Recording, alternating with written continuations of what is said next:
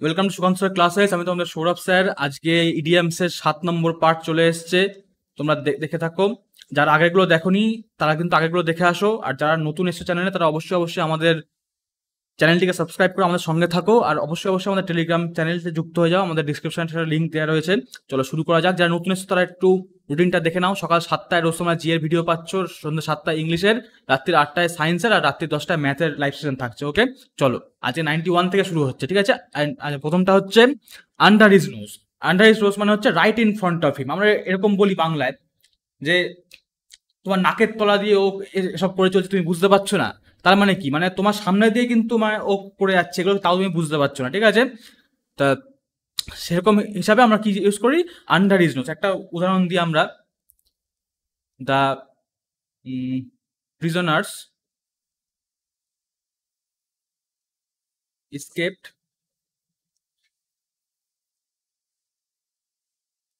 under the nose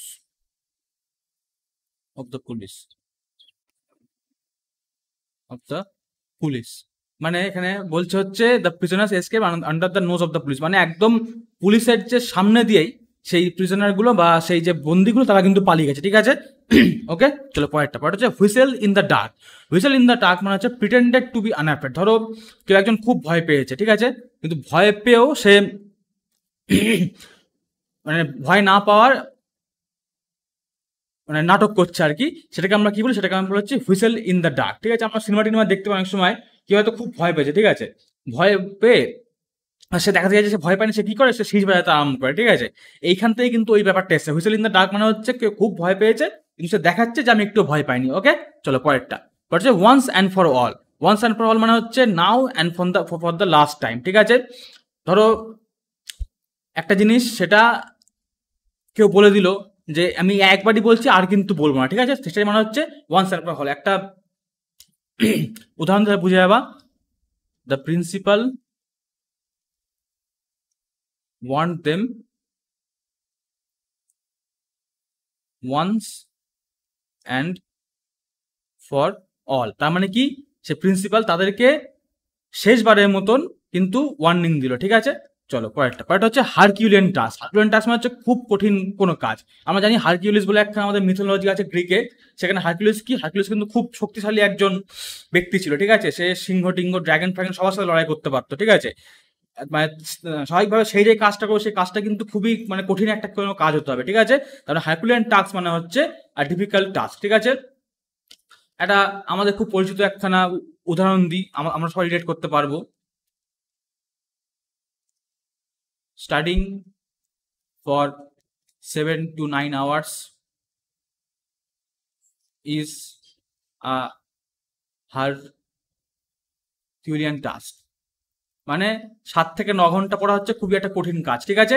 চলো পরেরটা হচ্ছে to accept the gauntlet. Accept the gauntlet মানে হচ্ছে ট্রু কোয়ারেল ওভার ট্রিপলস। ধরো খুব যে সামান্য জিনিসের উপর কেউ যদি মারামারি করে, সামান্য জিনিস নিয়ে যদি কেউ মানে ঝামেলা করে, তার মানে হচ্ছে টু অ্যাকসেপ্ট দ্য গন্টলিট। ধরো অনেক সময় দেখা যায় 2-4 ইঞ্চি জমির জন্য মানুষের মধ্যে ঝামেলা হচ্ছে, ঠিক আছে? সেরকম অবস্থাকে আমরা কি বলবো? To accept the gauntlet. Okay, চলো পরেরটা to be on cloud nine. আচ্ছা, এটা আমাদের আগে হয়ে গেছে, আবার হয়তো ভুল করে চলেছে, আমরা বলে দিই। To be on the cloud nine মানে হচ্ছে to be extremely happy. To be হবে এক্সট্রিমলি, কেউ ধরো খুব খুশি রয়েছে, মানে একদম খুশি কোনো ঠিক ঠিকানা নেই, তখন কি বলি আমরা? To be on the nine cloud. মানে এরকম বলতে হয় he is on the cloud nine. Okay, চলো পরেরটা হচ্ছে in a jiffy. Jiffy jiffy কথা মানে হচ্ছে something that is done very quickly. ধরো একটা কাজ খুব তাড়াতাড়ি কেউ একটা করে দিল, মানে চোখের নিমেষে যদি কেউ কিছু করে দেয়, এটাকে বাংলায় আমরা যদি বলি তাহলে বাংলার এটার মানে সমান যে ইডিয়াম আছে সেটা হচ্ছে চোখের নিমেষে। চোখের নিমেষে ধরো একটা কাজ কেউ হট করে চোখের নিমেষে সেরে দিল কাজটা, ঠিক আছে? ধরো একটা চোর, একটা উদাহরণ তাহলে বুঝতে পারবে। The snatcher snatched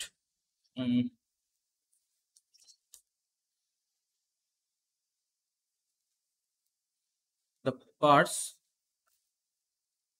in a jiffy। ঠিক আছে? এ কথা মনে হচ্ছে যে ওই ছিনতাইকারীটা সেই পার্সটাকে ছিনতাই করে নিল খুব চোখের নিমেষে, ঠিক আছে। The snatcher snatch the purse in a jiffy. Okay, চলো পয়েন্ট হচ্ছে অ্যাট ওয়ান্স উইটস এন্ড, ঠিক আছে, টু গেট পাজল। ধরো একটা সমস্যা সেটা রয়েছে, সেটা সমাধান করতে করতে করতে করতে একসময় এমন এসছে যে তারপরে আর কোনো আমার বুদ্ধি নেই। উইট মানে হচ্ছে বুদ্ধি, ঠিক আছে, মানে আমার কোনো বুদ্ধির শেষ আর কি, ঠিক আছে। সেখানে সেটাকে বলা হয় কি অ্যাট ওয়ান্স উইটস এন্ড, মানে তারপরে কি করতে তার কোনো মাথায় নেই, ঠিক আছে। টু গেট পাজেল মানে স্বাভাবিকভাবে বুদ্ধি শেষ, মানে কি এখন সে মানে এখন সে বুঝতে পারছে না কি করবে, সে একদম মাথা খারাপ হয়ে গেছে, পুরো কিছু গুছিয়ে উঠতে পারছে না। টু গেট পাজেল, ওকে, মানে কি একজনের বুদ্ধির শেষ যখন হয়ে যায় তখন সেটাকে বলা হচ্ছে at one's wits end. Okay, চলো পয়েন্ট হচ্ছে হবসনস চয়েস। হবসনস চয়েস মানে হচ্ছে no real choice at all. ধরো কেউ কোনো মানে আসল কিছু একটা মানে চয়েস করলো না, হয়তো কোনো একটা মানে এমন জিনিস চয়েস করলো সেটা হয়তো মানে ঠিকঠাক না, তখন আমরা কি হবে তখন আমরা বলেছি তাকে হবসনস চয়েস। ওকে, পরেরটা হচ্ছে spick and span. Spick and span মানে হচ্ছে নিট অ্যান্ড ক্লিন। কেউ ধরো খুব পরিষ্কার পরিচ্ছন্ন, তাকে আমরা কি বলি, তাকে আমরা সে হয়তো খুব পরিষ্কার পরিচ্ছন্ন বা তার কাজ খুব পরিষ্কার পরিচ্ছন্ন, তখন আমরা কি কোন কথা ব্যবহার করবো, সিক অ্যান্ড স্প্যান ব্যবহার করবো। ওকে, আচ্ছা, তোমাদের হয়তো এখন এগুলো একটুখানি অন্যরকম লাগতে পারে, কিন্তু যখন আমরা পরে উদাহরণ দিয়ে করবো, এগুলো প্র্যাকটিস করবো যখন, তখন কিন্তু জিনিসগুলো খুব সহজ হয়ে যাবে। তোমরা যারা দেখছো এগুলো খালি রিভাইজ করতে থাকো, তাহলে তো কিন্তু তোমার তখন খুব সহজ লাগবে। ওকে, চলো পরেরটা হচ্ছে ফিট লাইক এ গ্লাভ। ধরো একটা জিনিস রয়েছে, সেটা মানে একদম ফিট হয়ে গেল, তার সাথে ফিট হয়ে গেল বলতে কি, মানে একটা গ্লাভ যেমন আমাদের হাতের মধ্যে ফিট হয়ে যায় পুরো, আমাদের কোনো সমস্যা না, সেটা বাইরেও বেরিয়ে যায় না বা মানে বেশি ঢিলা হয়ে থাকে না, একদম পারফেক্টলি থাকে, সেটা মানে হচ্ছে ফিট লাইক এ গ্লাভ। ধরো দুটো জিনিস, ধরো একটা ঘরের মধ্যে একটা আলমারি ঢোকাচ্ছি আমরা, ঠিক আছে, এবার আলমারিটা একটা কোনো এমনভাবে সেট হয়ে গেল, একদম পারফেক্টলি সেট হয়ে গেল, ঠিক আছে, তাহলে তখন কি বলবো, the almirah fit like a glove in the room, ঠিক আছে। ওকে, চলো পরেরটা হচ্ছে মেক রুম। মেক রুম আমরা জানি, এটা আমরা অনেক শুনে এসেছি, আমরা এরকম শুনি, make room for the bigger ones বা মেক রুম ফর এই সেই এরকম বলি। মেক রুম মানে হচ্ছে মেক স্পেস। আমরা যদি এরকম বলি, মেক রুম ফর দ্য ভিআইপিস, মানে কি যে ভিআইপি যারা রয়েছে তাদের জন্য তোমরা জায়গা খালি করো। ওকে, চলো পরেরটা হচ্ছে mend your ways. Mend your ways মানে হচ্ছে ইমপ্রুভ ওয়ান্স বিহেভিয়ার। কাউকে যদি আমরা বলি যে মেন্ড ইওর ওয়েজ মানে কি, আমরা তাকে তার ব্যবহার ঠিক করতে বলি। চলো একটা উদাহরণ দেখি আমরা। The teacher told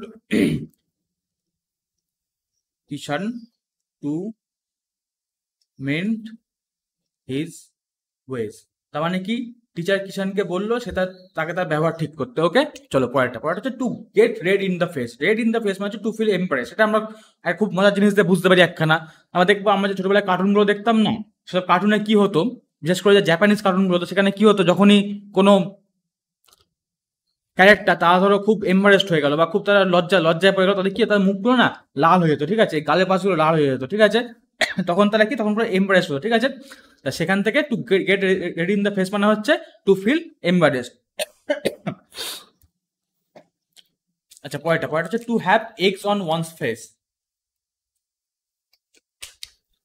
two have eggs on face মানে হচ্ছে to be embarrassed because of one's action. ধরো কারোর একটা কাজে, ধরো আমারই কোনো একটা পরিচিত, তাকে আমরা এক জায়গায় নিয়ে গেছি, সেখানে গিয়ে সে এমন একটা কাজ করলো যে তার জন্য আমাকে সেখানে লজ্জিত হতে হলো, ঠিক আছে, তখন আমরা কি কথা ব্যবহার করবো, তখন ব্যবহার করবো হচ্ছে to have eggs on one's face, ঠিক আছে। এটা কিন্তু খুবই ইম্পর্টেন্ট, এটা বহুবার পরীক্ষায় এসছে, ঠিক আছে, তোমরা এটা ভালো করে মনে রাখবে। চলো পয়েন্ট। আচ্ছা, আমাদের কমপ্লিট হয়ে গেল আজকের মতন, আমাদের 105টা দেখতে দেখতে কমপ্লিট হয়ে গেল কিন্তু, ঠিক আছে, তোমরা দেখতে থাকো। আর যারা নতুন এসছো তারা অবশ্যই আমাদের চ্যানেলটিকে সাবস্ক্রাইব করে আমাদের সঙ্গে থাকো। ওকে।